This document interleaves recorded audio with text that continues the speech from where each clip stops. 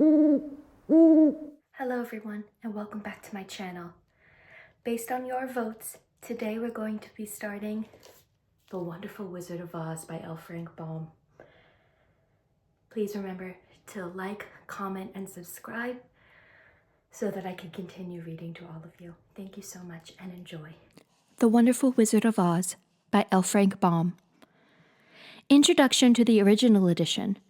Folklore, legends, myths, and fairy tales have followed childhood through the ages, for every healthy youngster has a wholesome and instinctive love for stories fantastic, marvelous, and manifestly unreal. The winged fairies of Grimm and Andersen have brought more happiness to childish hearts than all other human creations.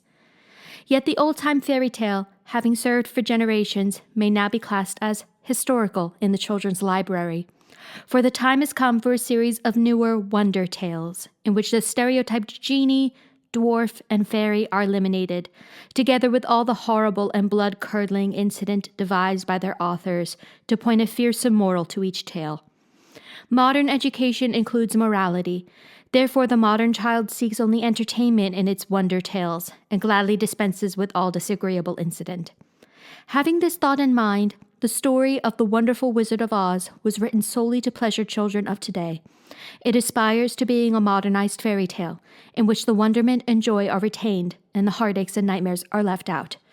L. Frank Baum, Chicago, April 1900. Chapter 1. The Cyclone. Dorothy lived in the midst of the great Kansas prairies with Uncle Henry, who was a farmer, and Aunt Em, who was the farmer's wife. Their house was small, for the lumber to build it had to be carried by wagon many miles.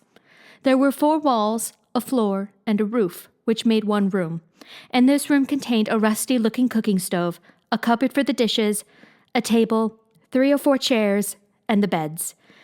Uncle Henry and Aunt Em had a big bed in one corner, and Dorothy a little bed in another corner.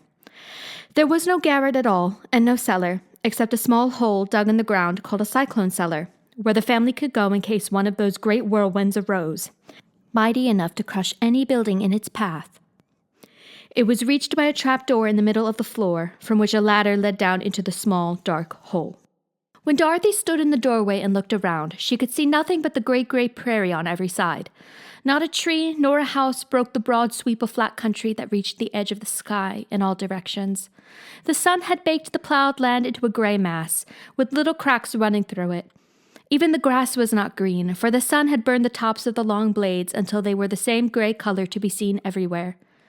Once the home had been painted, but the sun blistered the paint and the rains washed it away, and now the house was as dull and gray as everything else.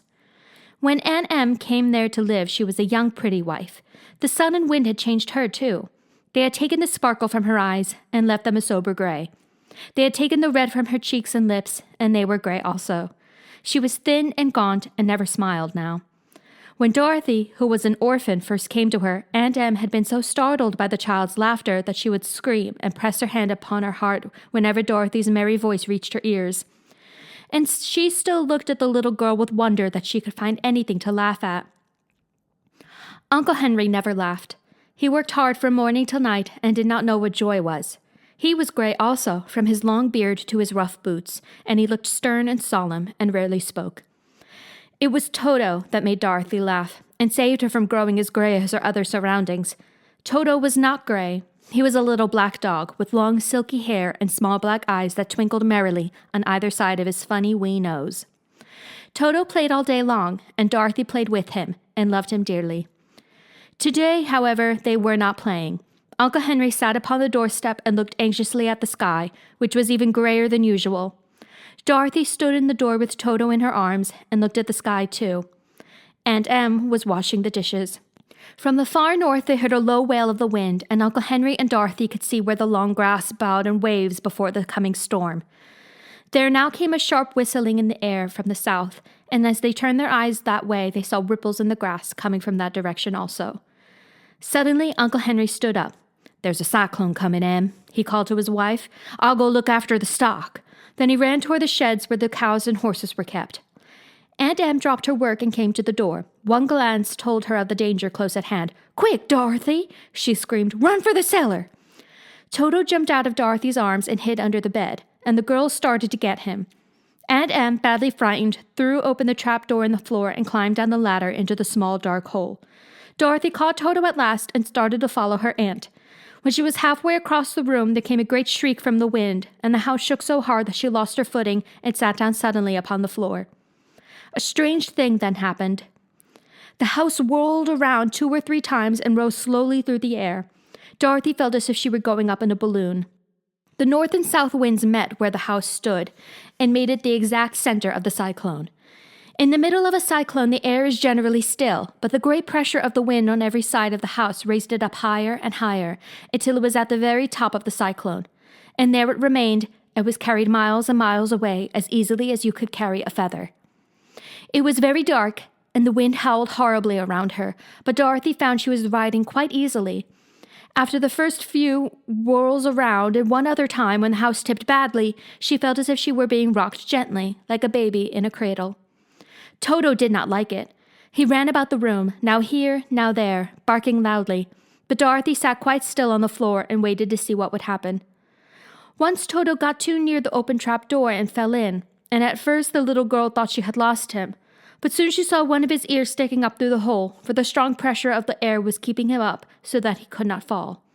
She crept to the hole, caught Toto by the ear, and dragged him into the room again, afterward closing the trap door so that no more accidents could happen.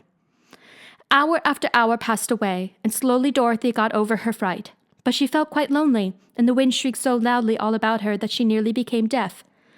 At first she had wondered if she would be dashed to pieces when the house fell again, but as the hours passed and nothing terrible happened, she stopped worrying and resolved to wait calmly and see what the future would bring. At last she crawled over the swaying floor to her bed and lay down upon it, and Toto followed and lay down beside her. In spite of the swaying of the house and the wailing of the wind, Dorothy soon closed her eyes and fell fast asleep. Chapter 2. The Council with the Munchkins. She was awakened by a shock so sudden and severe that if Dorothy had not been lying on the soft bed, she might have been hurt.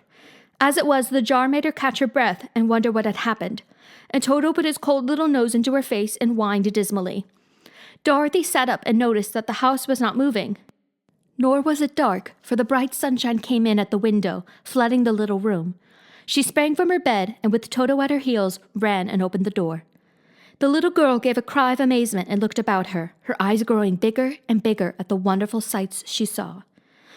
The cyclone had set the house down very gently, for a cyclone, in the midst of a country of marvelous beauty. There were lovely patches of green sward all about, with stately trees bearing rich and luscious fruits.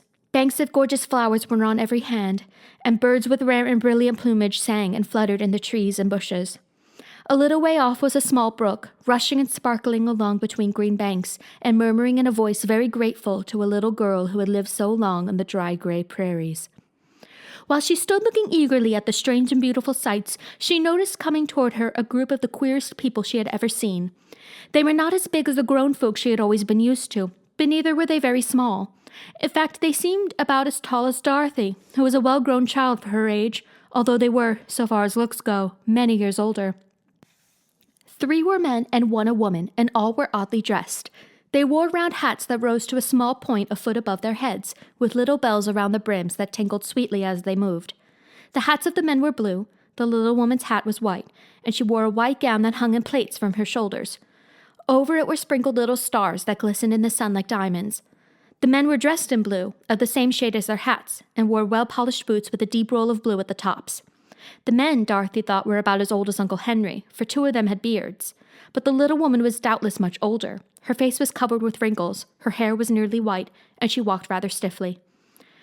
When these people drew near the house where Dorothy was standing in the doorway, they paused and whispered among themselves, as if afraid to come farther. But the little old woman walked up to Dorothy, made a low bow, and said in a sweet voice, "You are welcome, most noble sorceress, to the land of the Munchkins. We are so grateful to you for having killed the Wicked Witch of the East, and for setting our people free from bondage." Dorothy listened to this speech with wonder.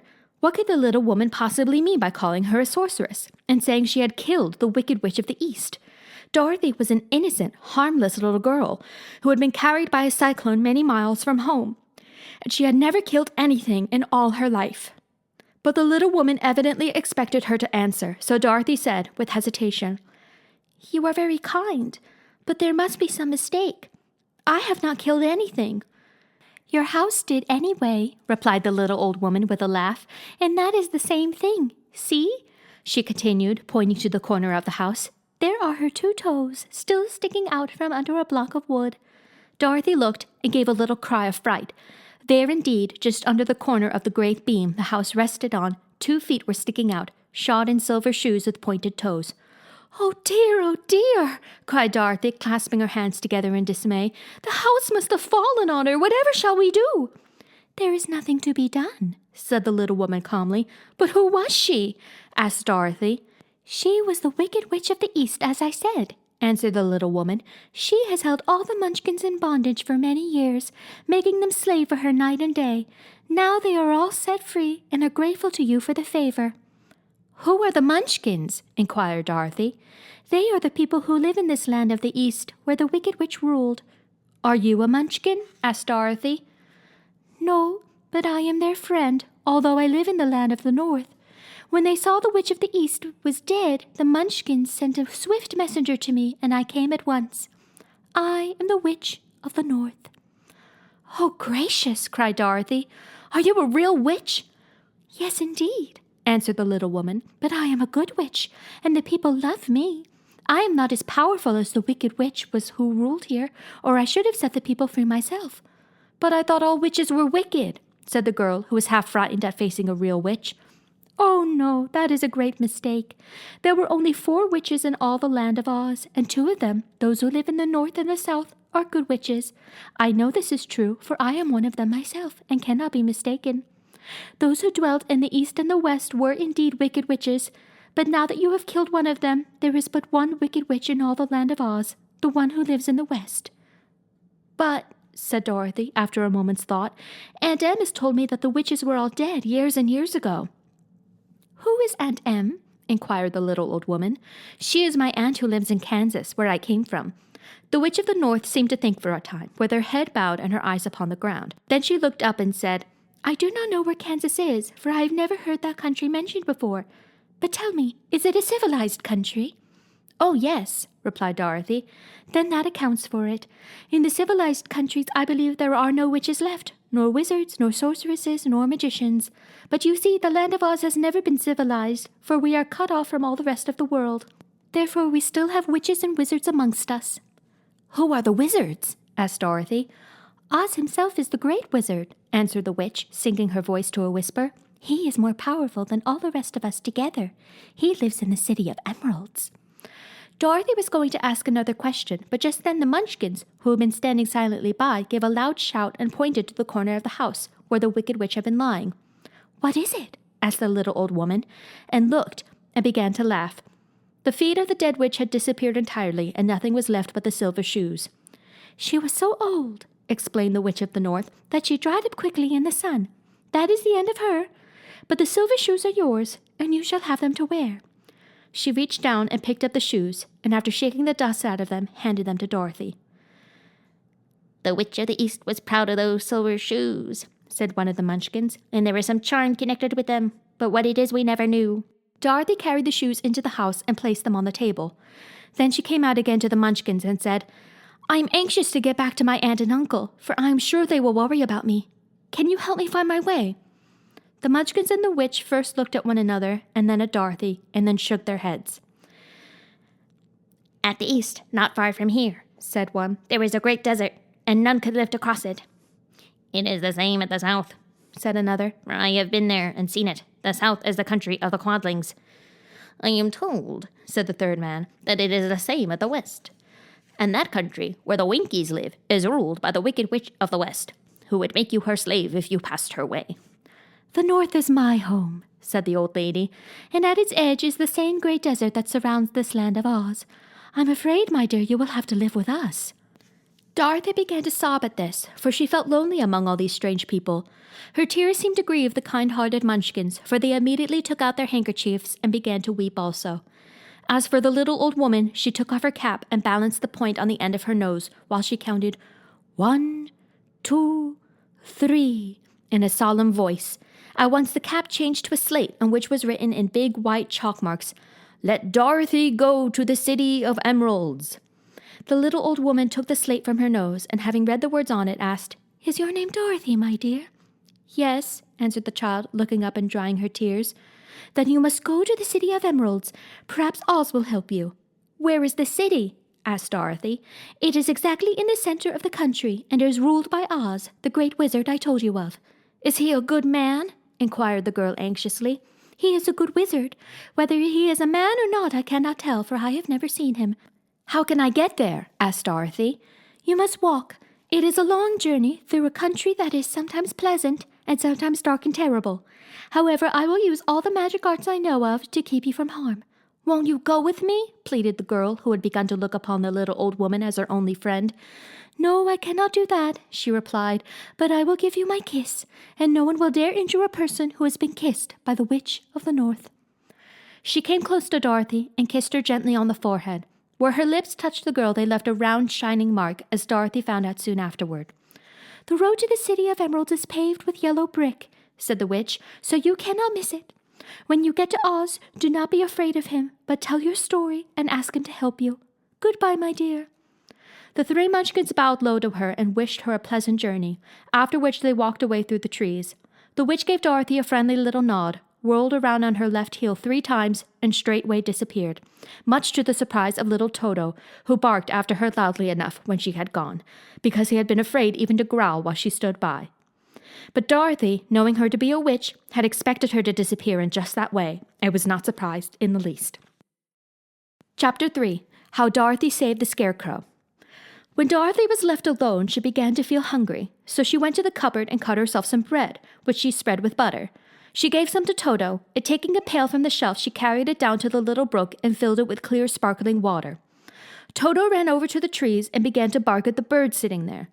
Dorothy went to get him and saw such delicious fruit hanging from the branches that she gathered some of it, finding it just what she wanted to help out her breakfast. Then she went back to the house, and having helped herself and Toto to a good drink of the cool, clear water, she set about making ready for the journey to the City of Emeralds.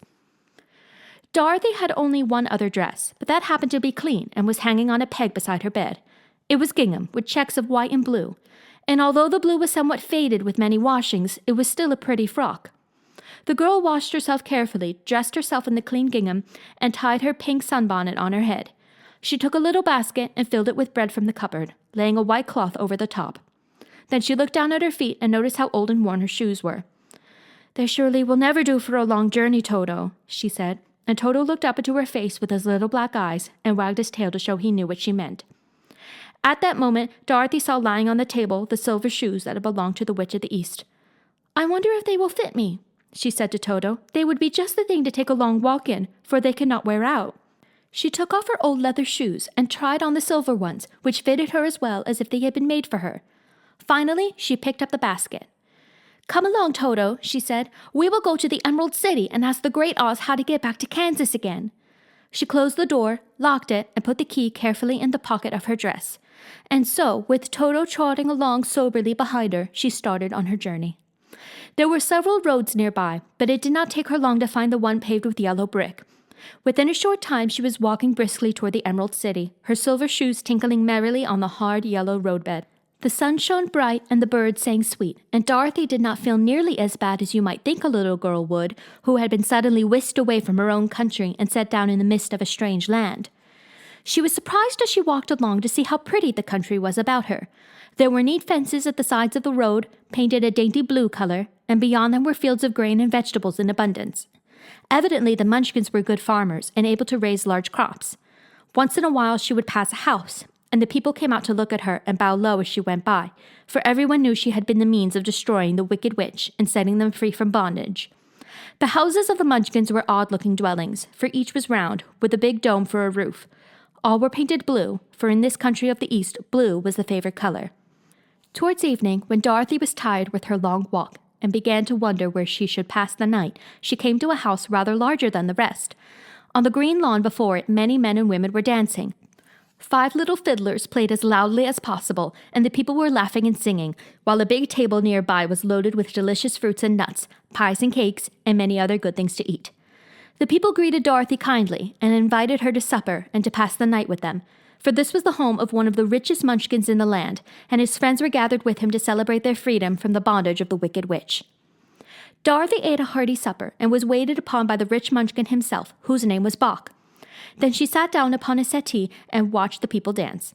When Boq saw her silver shoes, he said, "You must be a great sorceress." "Why?" asked the girl. "Because you wear silver shoes and have killed the Wicked Witch.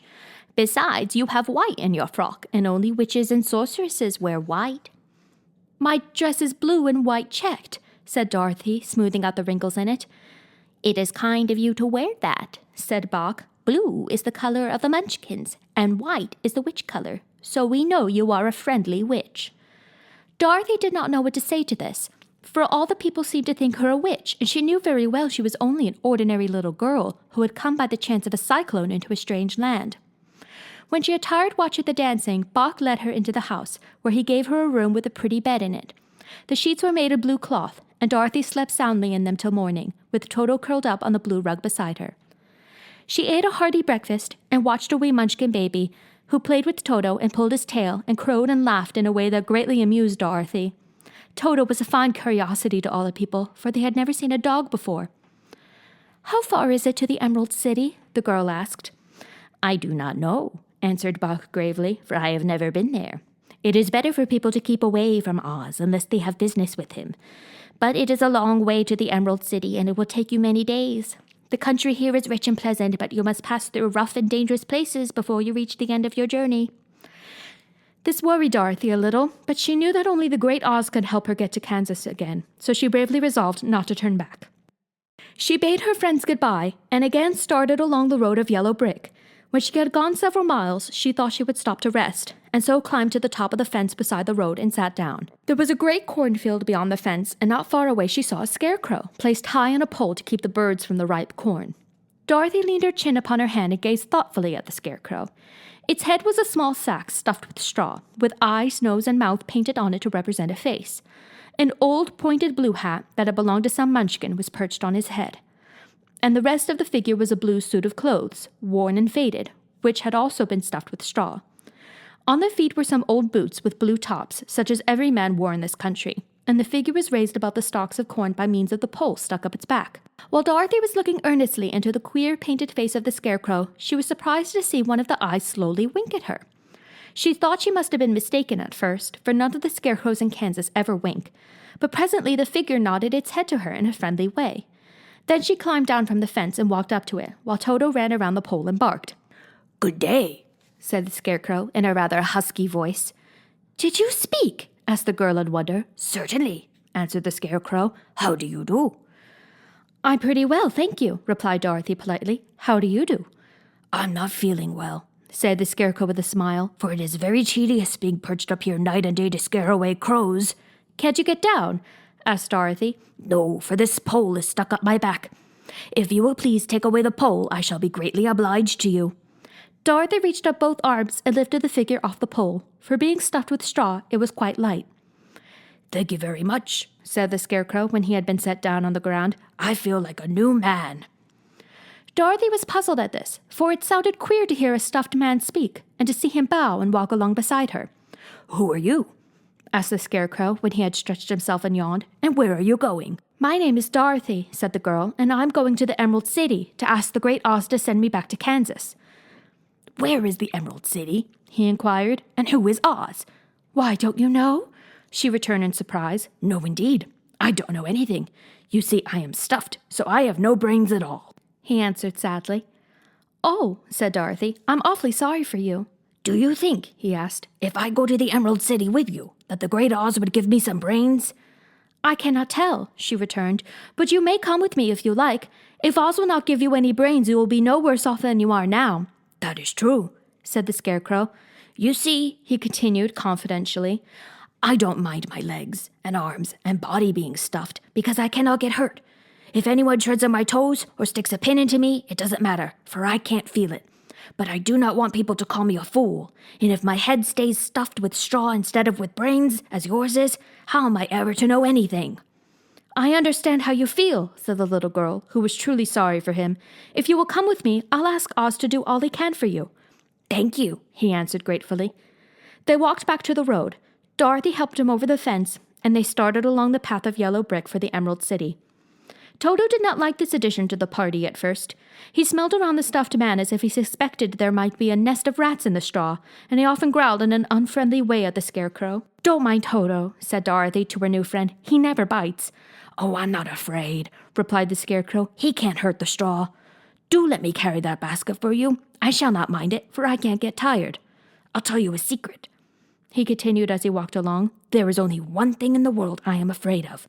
What is that? Asked Dorothy. The Munchkin farmer who made you? No, answered the Scarecrow. It's a lighted match.